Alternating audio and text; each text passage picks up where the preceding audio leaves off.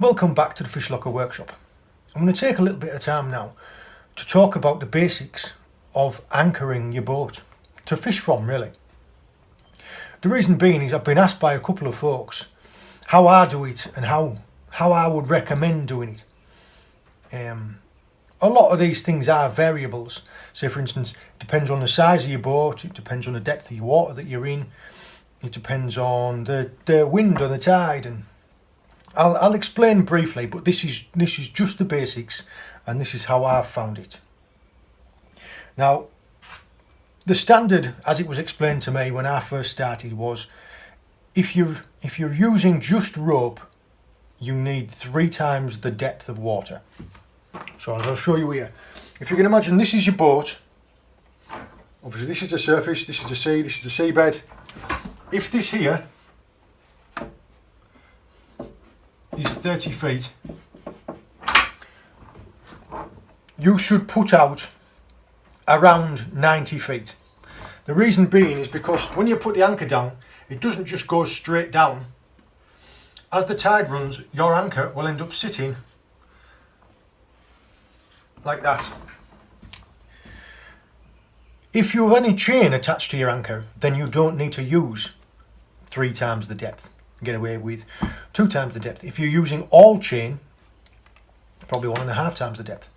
The reason being is instead of your rope going straight to your anchor, the chain holds more of it on the seabed. So you've actually got more weight along the bottom. This also, if your boat is rising up and down on, say, swell, this is where it rises up and down. It doesn't dislodge your anchor. If you just anchored up, say like this, all that would happen there is as your boat moves, it just drags the anchor. And as you go up and down on swell, it just lifts your anchor up and down. I always carry 2 types of anchor on board the boat. Not only for the 2 different areas of ground, rough ground and soft ground, but because it's safer to have a redundancy. So if say for instance, if my engine drops off and I can't get it started and I'm drifting towards somewhere, I just want to chuck an anchor out. If for some reason I lose that anchor, I need another one. Also, like I say, most of my fishing is only in 50 feet of water.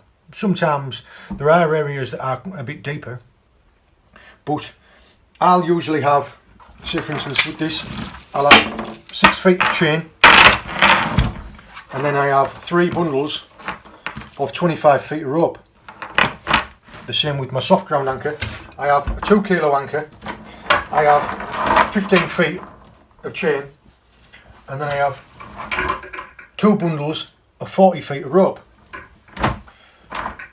I have far more rope than I should ever need, but it's always better to have more than you need than need some and not have it.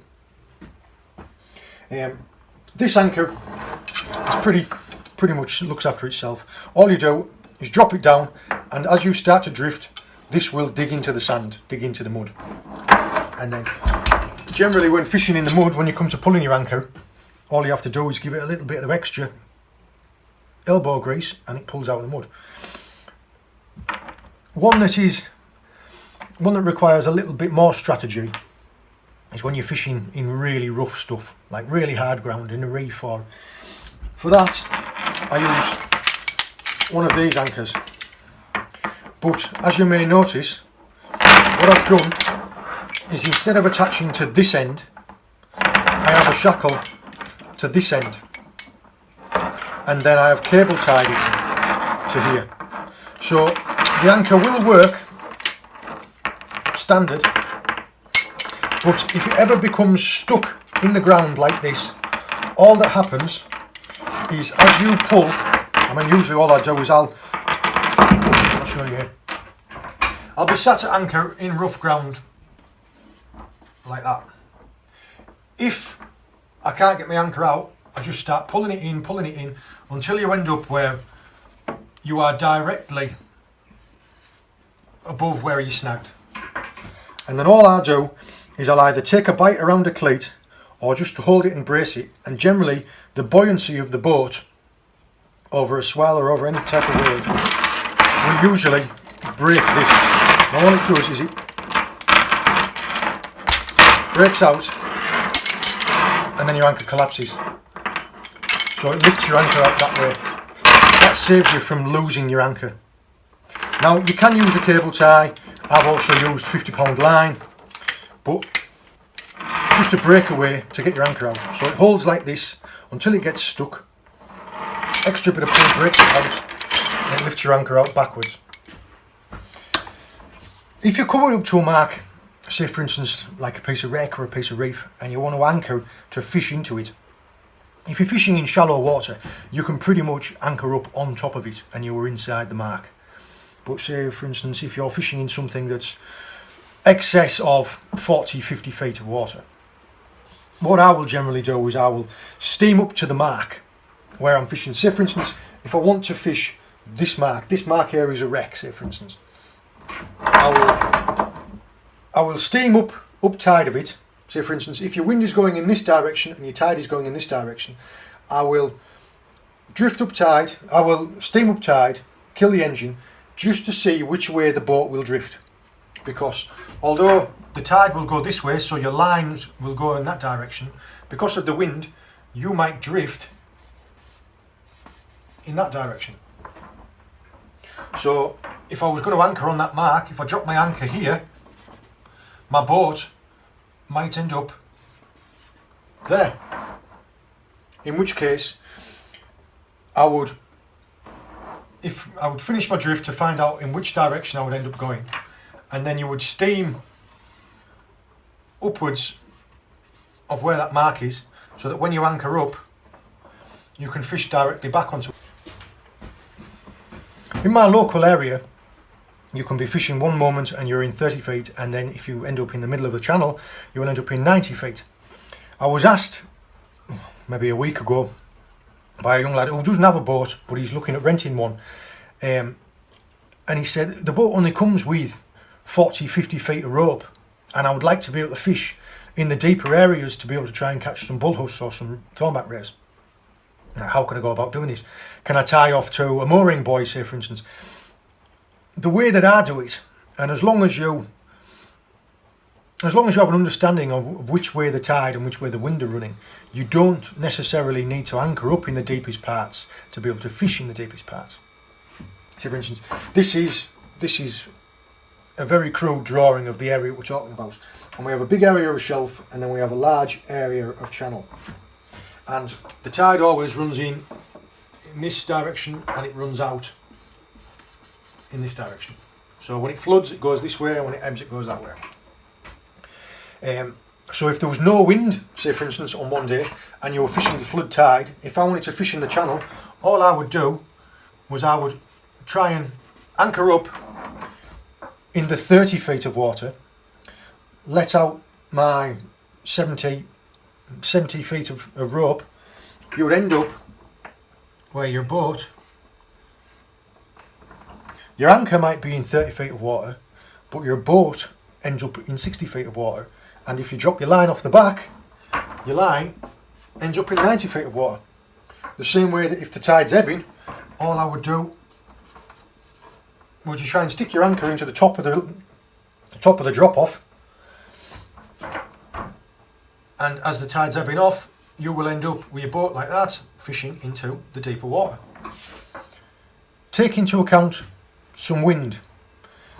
Say for instance if we're having northeasterly, or you're having a easier one to talk about, a westerly. So having a westerly coming straight across in this direction. All you would do there then is, like I said before, you would get to the edge of where you want to anchor up, kill the engine, see in which direction you're going to drift. So with an ebbing tide and a westerly wind, you would probably end up drifting in this type of a direction. In which case all you would do was you would circle back round, drop your anchor here, put your 70 feet of rope out, and you'd end up fishing in the deeper area. All you have to do is understand what the state of tide's at, so which way the tide's running, and what the weather's doing. To better illustrate my point, I'll show you with a cross-section view.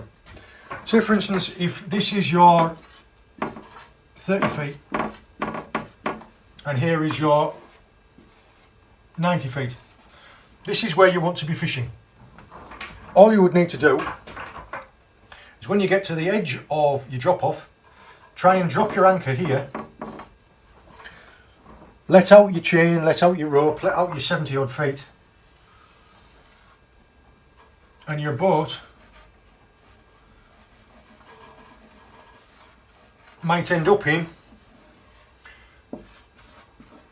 60 feet. Now, you've only let out 60 feet of rope, but you're in 60 feet of water. And when you drop your lines off the back, your lines are never going to go straight up and down. Your lines will end up, if that makes sense. There we are. These are the basics as I know them. They don't really change. If you are anchoring up, use 2 times, 3 times the depth of water with anchor rope. If you're using a little bit of chain, you can get away with a bit less. My boats, well, both my boats, I had a 14-foot Orkney and I've got a 16-foot Orkney, and I only use a 2 kilo anchor, 5 feet of chain, and I have 75 feet of rope that anchors me fine in rough ground of 40, 50, 60 foot deep. And for soft ground, again, I have a 2 kilo anchor, but a soft ground anchor with 15 feet of chain and 70, 80 feet of rope. And that's always anchored me fine. If you find that if you put the anchor over the side and you've given 2 times the depth of water and it drags, let out a little bit more rope. If you're finding that you are anchored up and your boat is swinging an awful lot, now you won't be able to stop that if you've got wind against tide and you've got a little light boat, but occasionally bringing in a little bit of rope can help. It's not an exact science, but these are the basics as I see them. I hope this helped. If you want to ask any questions, give me a comment.